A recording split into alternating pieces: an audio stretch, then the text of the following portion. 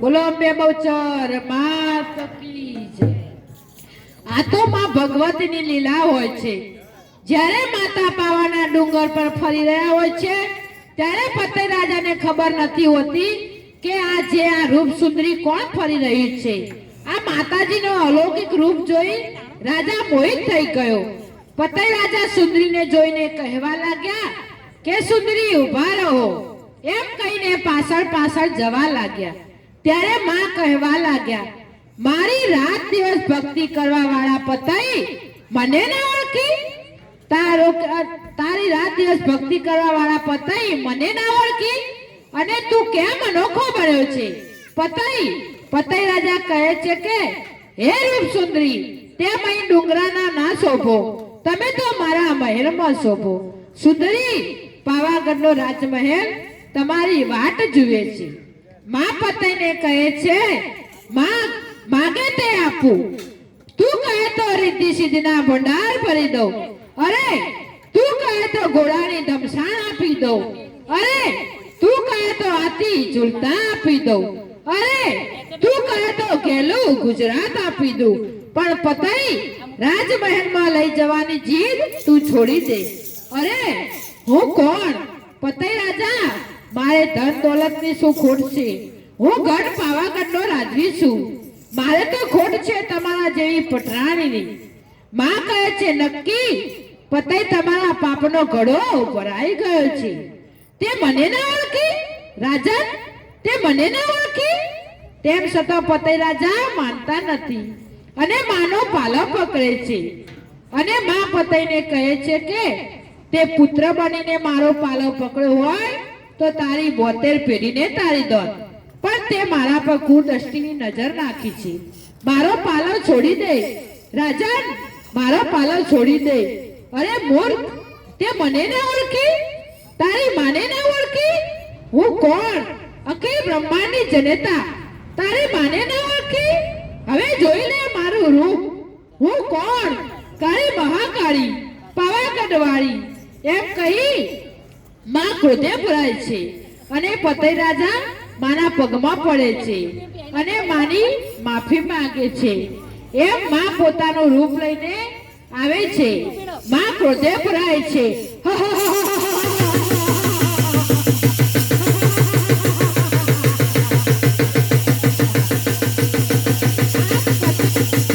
માની માફી માંગે છે અને આમ મહાકાળીનો ગરબો રચાય છે। બોલો અંબે બહુચર માત કી જય।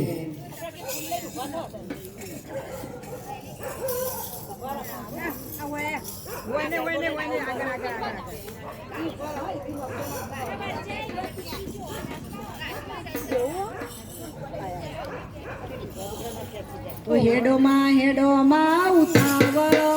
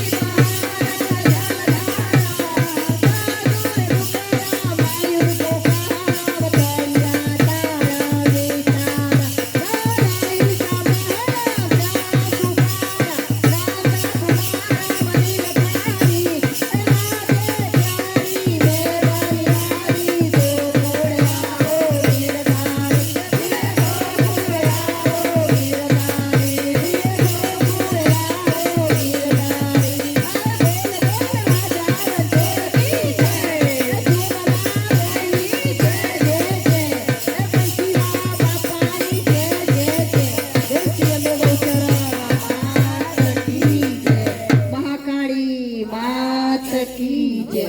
હવે ગરબો ઉતરાવો તમે. બોલો મહાકાળી માત કી જય. જય કાળી મહાકાળી પાવાગઢ વાળી. માં લવજીભાઈ ના ધંધા ઉપર એમ કેમ રહેજો. લવજીભાઈ નો ધંધો માં બરકત રહેજો.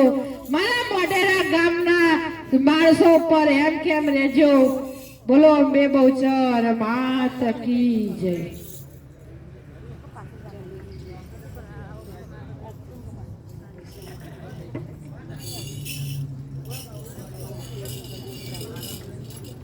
બોલો મહાકાળી માત કી જય.